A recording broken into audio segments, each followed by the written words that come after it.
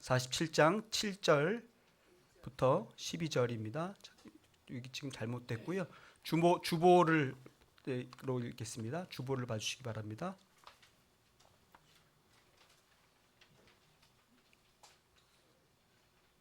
내가 돌아올 때는 보니 이미 강의 양쪽 언덕에 많은 나무가 있었다. 그가 나에게 일러 주었다. 이 물은 동쪽 지역으로 흘러나가서 아라바로 내려갔다가 바다로 들어갈 것이다. 이 물이 바다로 흘러 들어가면 죽은 물이 살아날 것이다. 이 강물이 흘러가는 모든 곳에서는 온갖 생물이 번성하며 살게 될 것이다. 이 물이 사해로 흘러 들어가면 그 물도 깨끗하게 고쳐질 것이므로 그곳에도 아주 많은 물고기가 살게 될 것이다. 강물이 흘러가는 곳이면 어디에서나 모든 것이 살 것이다. 그때에는 어부들이 고기를 잡느라고 강가에 늘 늘어설 것이다. 어부들이 엔게디에서부터 에네글라임에 이르기까지 어디에서나 그물을 칠 것이다.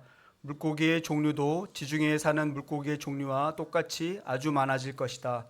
그러나 사해의 진펄과 개펄은 깨끗하게 고쳐지지 않고 계속 소금에 절어 있을 것이다. 그 강가에는 이쪽이나 저쪽 언덕에 똑같이 온갖 종류의 먹을 과일나무가 자라고 그 모든 잎도 시들지 않고 그 열매도 끊이지 않을 것이다. 나무들은 달마다 새로운 열매를 맺을 것인데 그것은 그 강물이 성소에서부터 흘러나오기 때문이다. 그 과일은 사람들이 먹고 그 잎은 약재로 쓸 것이다. 아멘. 이 시간 온갖 생물을 번성하게 하는 강물이라는 제목으로 이영원 목사님께서 말씀 전하실 때 큰 은혜 받으시기 바랍니다. 목사님 나오실 때 큰 박수로 환영하겠습니다.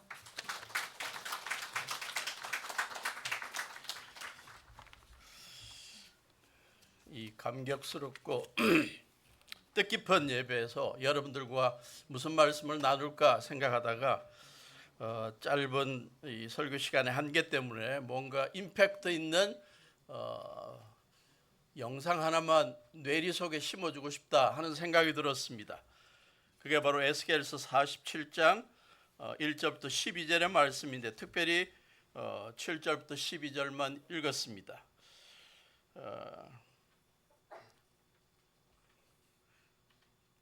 유다 백성들, 하나님의 택한 백성이라고 자부하던 유다 백성들이 하나님의 말씀대로 살지 않고 불순종하고 살다가 기원전 587년 혹은 586년 바벨론 군대, 막강한 군대의 침략으로 나라가 폐허가 되고 하나님의 임재의 상징이었던 예루살렘 성전이 폐허가 되고 하나님의 백성들이 특히 젊은 엘리트들이 다 바벨론의 포로로 잡혀간 그러한 국가적인 슬픔을 경험하게 됩니다. 그러한 상황에서 하나님의 백성들이 나름대로 후회감과 죄책감과 미래에 대한 절망감 가운데 살아가고 있을 때 또 그 가운데서도 우리가 하나님 앞에 잘못 살아서 지금 이 꼴이 됐다라고 회개하고 있는 그 백성들에게 하나님께서 에스겔을 불러서 하나의 환상을 보여줬습니다.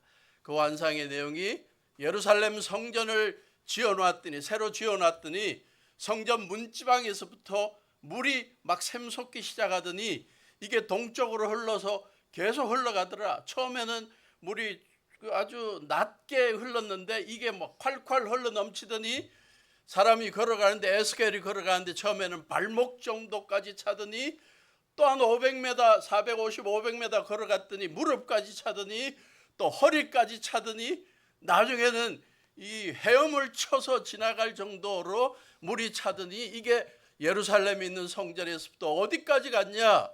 요단 계곡을 지나가더니 사해까지 흘러가서 그 염분이 가득 차서 아무 물고기도 살지 못하고 죽음의 바다였던 사해가 그 성전 문지방에서 흐른 이 강물로 말미암아 이 사해가 살아나고 그 안에 고기들이 넘치고 어부들이 낚시하기 시작하고 이 강물이 지나는 땅마다 이 막 생명이 돋아서 나무가 자라고 과일이 돋고 나무로 과일만 먹는 것이 아니라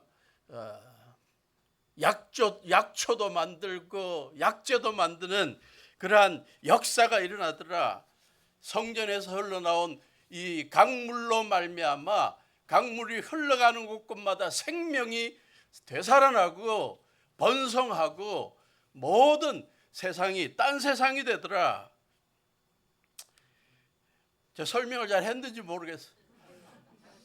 그래도 여러분들 조금 좀 아직 확 이렇게 이 눈에 들어오지 않을 것 같아서 유튜브에 열심히 찾아봤더니 미국의 어느 교회에서 어린아이들을 위해서 이걸 갖다가 이 비디오를 만들어 놨더군요. 2분짜리인데 이것만 보고 기억하고 가시면 됩니다.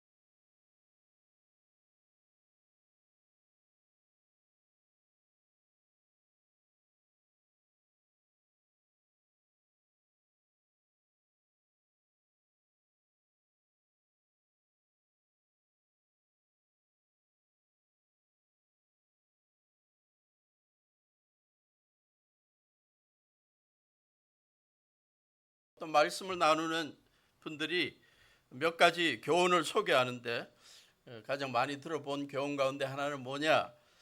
이 성전 문지방에서 나온 강물을 우리 영적으로 생각해서 하나님께 주시는 은혜로 생각하면 어떤 사람들은 신앙생활하면서 하나님의 은혜를 발목 정도 이렇게 느끼고 살아가는 사람도 있다. 어떤 사람은 무릎 정도의 깊이로 하나님의 은혜를 느끼고 감격하고 살아간다. 어떤 사람은 허리, 어떤 사람은 온 몸이 마치 헤엄치듯이 하나님의 은혜를 마음껏 누리고 살아가는 사람이 있다. 우리가 신앙생활 하면서 우리도 전인적으로 하나님의 은혜를 경험하고 살자 하는 교훈을 줍니다. 아주 좋은 교훈인 것 같아요. 그런가 하면 두 번째 교훈이 있죠. 에스겔이 본 이 환상이 역사 속에서 실현됐냐? 아직 어디에도 구약성경이나 신약성경 어디에도 실현된 적이 없죠. 그 이후에 2000년의 역사 속에도 사해가 생명의 물이 되어서 바다가 되어서 고기가 사는 역사가 아직 일어나고 있지 않습니다. 그러나 미래 언젠가 주님께서 재림하시고 천년 왕국이 이루어지고 온 세상에 하나님의 나라가 회복되게 될 때 그때 이 에스겔의 예언이 이루어질 것이다. 그래서 계시록 22장 1절 2절과 에스겔 47장을 연결시키는 분들도 있습니다. 같이 읽어볼까요? 천사는 또 수정과 같이 빛나는 생명수의 강을 내게 보여주었습니다. 그 강은 하나님의 보좌와 어린 양의 보좌로부터 흘러나와서 도시의 넓은 거리 한가운데를 흘렀습니다. 강 양쪽에는 12종류의 열매를 맺는 생명나무가 있어서 달마다 열매를 내고 그 나뭇잎은 민족들을 치료하는 데 쓰입니다.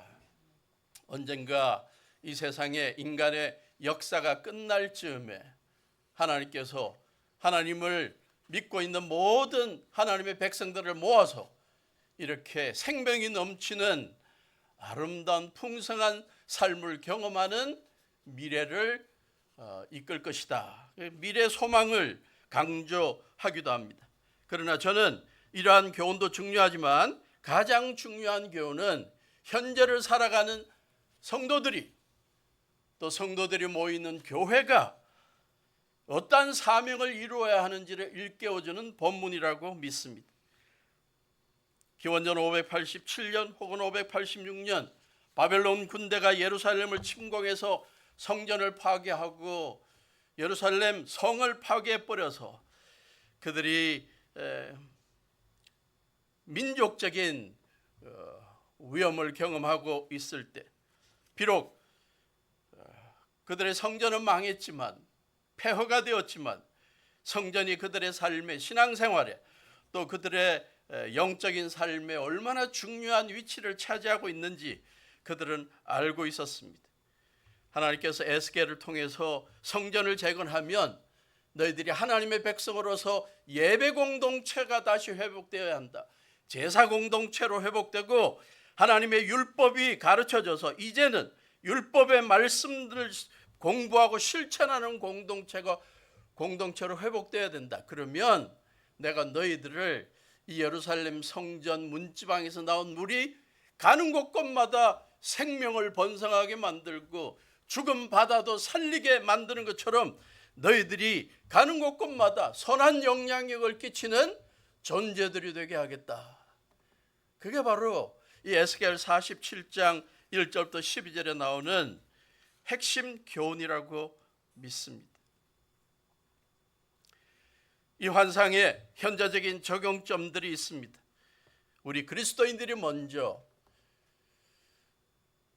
주님의 임재를 늘 예배를 통해 경험하고 교회 생활하면서 말씀을 배우고 그 말씀을 실천하면서 가는 곳곳마다 성전에서 흘러나온 물이 가는 곳곳마다 모든 생명을 번성하게 하고 삶을 회복시켜준 것처럼 우리 성도들도 그리스도인들도 가는 곳곳마다 선한 영향력을 끼칠 수 있다는 것을 가르쳐 줍니다. 또한 끼쳐야 한다는 것도 가르쳐 줍니다. 믿음 생활하면서 교회 생활하면서 복음을 믿고 살아가면서 위대한 선한 영향을 끼친 사람들이 얼마나 많은지 모릅니다. 그 가운데 제가 추려서 결국 누구를 소개하려고 그러냐? 오웬 쿠퍼를 소개하기로 했습니다. 어린 시절 가난한 농부의 아들로 태어나서 소 젖자고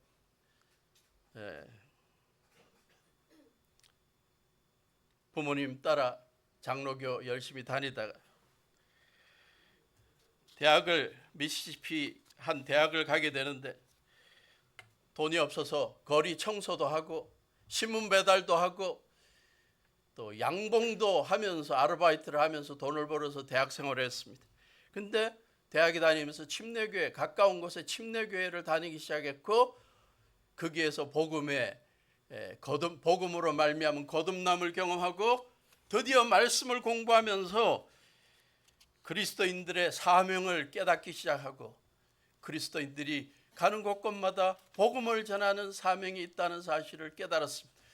그리고 자기가 가진 하나님으로부터 받은 은사를 가지고 사람들을 구제하고 섬기는 삶을 살아야 한다는 것을 깨달았습니다. 그래서 그는 대학 생활하면서 대학 학생들 침례교 대학 학생들이 모이는 모임 Baptist Student Union BSU에 참가했고 회원이 되었다가 나중에는 거기에 회장이 되고 자기 대학의 회장만이 아니라 미시시피 주에 있는 침례교 대학 학생들을 다 이끄는 회장이 되었고 나중에는 교사가 되고 침례교 열심히 출석하면서 말씀도 잘 가르치고 주일학교 교장도 되고 교회 생활을 침례교 교회 생활을 아주 충실하게 했습니다. 그러면서 그가 비료 회사를 만들기 시작합니다. 그 비료 회사가 아주 잘 되었습니다. 농사 짓는 사람들에게 수확을 많이 얻게 하는 그 일을 위해서 비료를 좋은 비료를 만들어서 이게 대박을 쳤습니다. 그러니까 이 회사도 잘 되고 미시시피 주에 있는 그 농무부에서 야 같이 우리 일하자. 그래서 이 농무부의 직원도 되고 나중에는 중요한 위치를 차지하게 됩니다. 그가 농무부에서 농사를 잘 짓게 하는 비료를 잘 보급해주고 이게 소문이 나서 인도의 사람들이 와서 좀 도와달라 그래서 인도에 가서 이 비료도 보급해주고 가난한 이 인도 사람들을 잘 먹일 수 있는 기회도 제공했습니다. 침례교회에서 강조하는 전도와 선교에 대해서 그가 사명으로 생각하고 나중에는 이제 리더십을 발휘하기 시작하면서 교단적인 리더십을 발휘하기 시작합니다. 결국은 미국 남침례교단의 역사 속에 평신도로서 목사가 아닌 사람으로 총회장이 된 두 사람이 있는데 그 가운데 한 사람이고 두 번이나 연속으로 총회장이 되었습니다. 그가 총회장이 되어서 계속 강조한 게 뭐냐? 우리 그리스도인들은 땅끝까지 복음을 전하는 사명을 받았다. 2000년까지 그가 1972년부터 74년에 총회장이었는데 2000년까지 이 지구상에 사는 모든 사람들이 한 번은 복음을 들을 수 있도록 예수님에 대해서 들을 수 있도록 우리 복음 전하는 일을 계속하자. 그러한 모토도 만들고 슬로건 만들어서 활동을 했습니다. 또 하나 그의 특징, 많은 교회가 안타까운 현실, 전도하고 선교하는 걸 목사나 선교사들에게만 다 맡기는데 그것처럼 안타까운 게 없다. 평신도들이 앞장서서 선교와 전도에 앞장서야 한다. 그래서 그가 번 돈을 가지고 또 교단적으로 많은 교회들을 서로 연합해서 시골 지역의 가난한 농부들을 위해 100여 개의 병원을 만들고 가난한 이들을 위한 보험제도를 만들고 전 세계적으로 어려운 나라들마다 교회를 개척하는 일을 했는데 결과적으로 보니까 수천 개의 교회를 개척했습니다. 그 가운데 하나가 반포 침례교회입니다.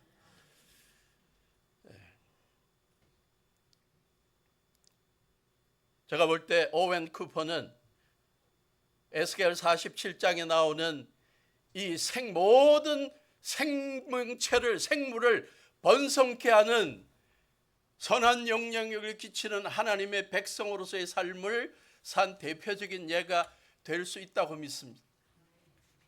우리들도 그렇게 살아가면 좋겠습니다.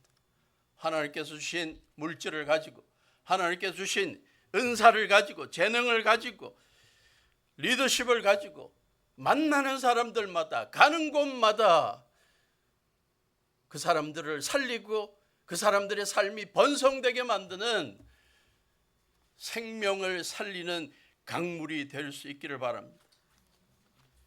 교회도 그러해야 합니다. 주님의 제자들이 모여 이루어진 교회에게도 사명이 있습니다. 교회가 행하는 모든 일들이 무슨 일이든 교회와 접촉하는 모든 사람들이 그들의 삶이 우리 교회로 말미암아 번성케 되고 죽어가던 것들이 치유되고 살아나게 만드는 사명이 있는 것입니다. 하나님의 말씀을 배우면서 세계 선교의 지상 명령도 배우고 약자들을 도우라는 구제와 섬김의 사명도 배우고 중보기도의 중요성도 배우고 어린이들에게 주님의 말씀을 가르치는 교육의 사명도 배웠습니다. 이걸 우리는 다 실행해야 됩니다. 어떤 교회들은 균형 잡힌 사역을 해야 하냐? 아니면 이 많은 사역 가운데 하나만 집중해야 되냐? 그거 갖고 논의하고 논쟁하는 교회들도 있습니다. 저는 이러한 어리석은 논쟁에 빠지지 말고 할 수 있는 한 다 해야 한다고, 힘 닿는 대로 다 해야 한다고 생각합니다. 주님의 몸된 교회는 주님께서 주신 모든 걸 가지고 영적으로 날아야 하고 영적으로 활동해야 합니다. 지경을 넓혀야 합니다. 주님께서 우리가 기도할 때마다 비전을 주시고 바울이 경험한 것처럼 손짓하며 이곳에 와서 복음을 전해달라고 솔짓하는 그러한 사람들이 보일 때마다 우리는 하나님께서 우리 교회에 주신 사명으로 믿고 실행하는 데 노력해야 하는 것입니다. 많은 교회들이 물질도 있고 은사 가진 사람들도 있고 재능도 많고 학식도 많고 수많은 것들을 많이 가졌는데도 영향력을 발휘하기보다 그냥 안주하는 사람들이, 안주하는 교회가 많이 있는 것 같아요. 새가, 날아가는 새가 새답게 살려면 뭐 해야 합니까? 날아야 합니다. 독수리가 독수리답게 살려면 날아야 합니다. 근데 말씀 준비하다가 보니까 날기를 거부하는 새가 있더군요. 몇 종류가 있는데 그 가운데 하나가 자카나라는 새입니다. 별명이 Jesus Bird예요. 예수님 새다. 왜 그런가 봤더니 호수나 강이나 이런 데서 이게 강물 막 호수를 걸어 다니는데 멀리서 보면 야, 예수님만 걷는 줄 알았더니 새도 걷더라. 그래서 가까이서 가서 보았더니 그냥 걷는 게 아니라 강에 있는, 호수에 있는 연꽃잎 그 위를 이렇게 걸어가는 거예요. 그게 벌레들이 있으면 벌레 잡아먹고, 그렇게 해서 이 잎에서 저 잎으로, 저 잎에서 이 잎으로 뱅뱅뱅뱅 돌아다니면서 세월을 보냅니다. 날아갈 수 있어요.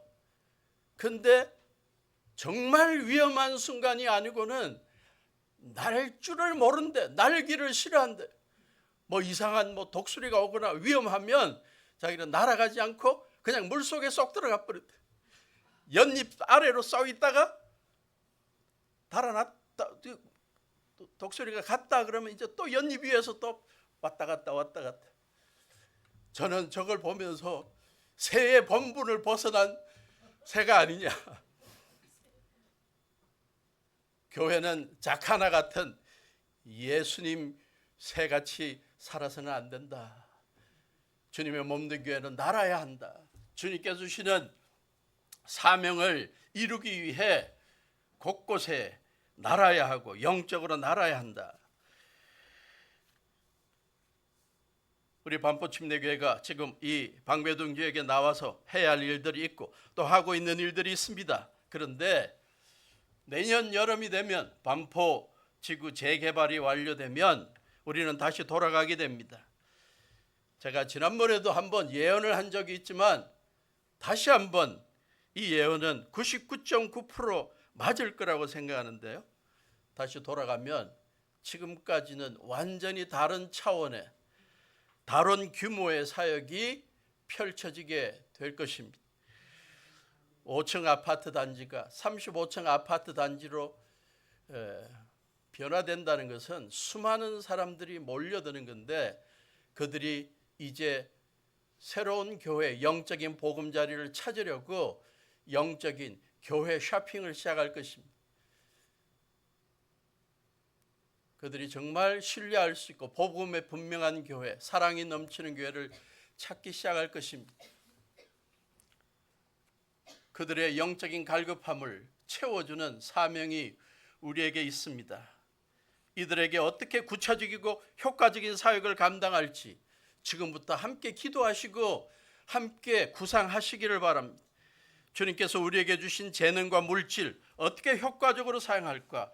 그래서 어떻게 선한 영향을 끼치는 교회가 될 것인지 늘 함께 구상하시기를 바랍니다.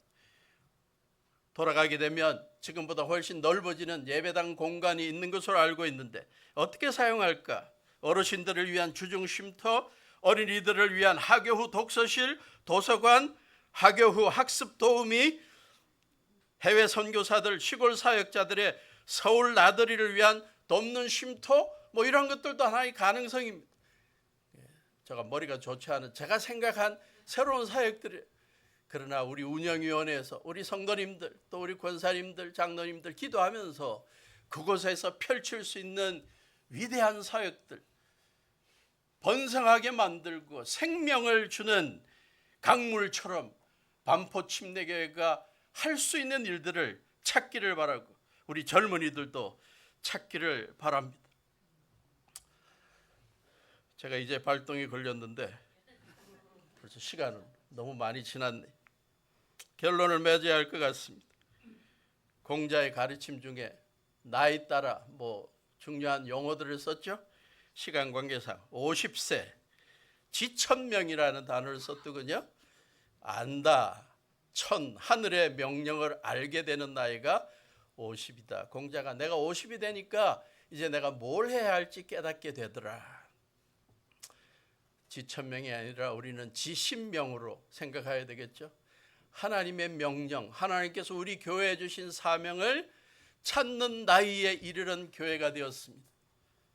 이제부터 우리가 이 지신명의 나이로서 우리 교회가 이룰 수 있는 위대한 일들을 찾기 위해 기도하시고 실천하기 위해 같이 헌신하는 우리 모두가 될 수 있기를 주님의 이름으로 축원합니다. 다 같이 일어서셔서 마지막 찬송합니다. 시온성과 같은 교회 1절만 우리 찬송합니다.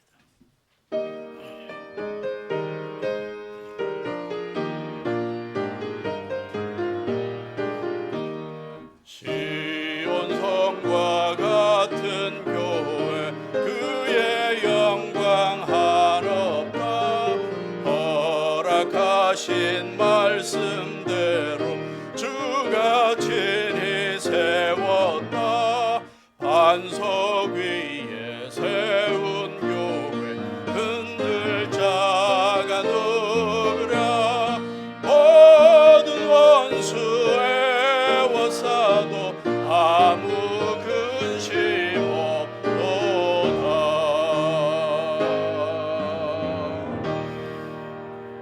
지난 50년 동안 주님의 교회 반포 침례교회를 지켜주시고 주님의 영광을 위해 사용해 주신 주님께 감사드립니다. 주님의 은혜 가운데 이끌어 주신 주님, 앞으로도 매일 매 순간 주님의 몸된 교회 성도님들 지켜주셔서 우리 성도들이 가는 곳마다 우리 교회가 하는 일들마다 생물들을 번성하게 만들고 죽어가는 사람들을 치유하고 살리는 성도들 교회로 쓰임받게 해 주시옵소서. 이 일에 모든 성도들 헌신하고 그 가운데 삶의 보람과 행복을 맛보게 해 주시옵소서. 수십 년의 역사 속에 주님의 몸된 교회를 위해 기도하고 헌신해온 귀한 우리 어르신들 지켜주시고 지금도 헌신하고 있는 우리 성도님들 붙잡아 주시고 우리 온 가족들 하나님 앞에 함께 영광 돌리는 교회 생활하게 해 주시옵소서. 주님 앞에 감사하는 마음으로 물질을 드린 성도들 기억하시고 이들의 삶에 늘 영육간의 풍성함으로 채워 주시옵소서. 이제는 우리 주 예수 그리스도의 무한하신 은혜와 아버지 하나님의 지극하신 사랑하심과 성령님의 동행하심이 가는 곳마다 생명을 살리는 삶을 살아가기를 다짐하는 성도들과 이 반포 침례교회 위에 지금부터 영원토록 함께 하시기를 예수님의 이름으로 간절히 축원하옵나이다. 아멘.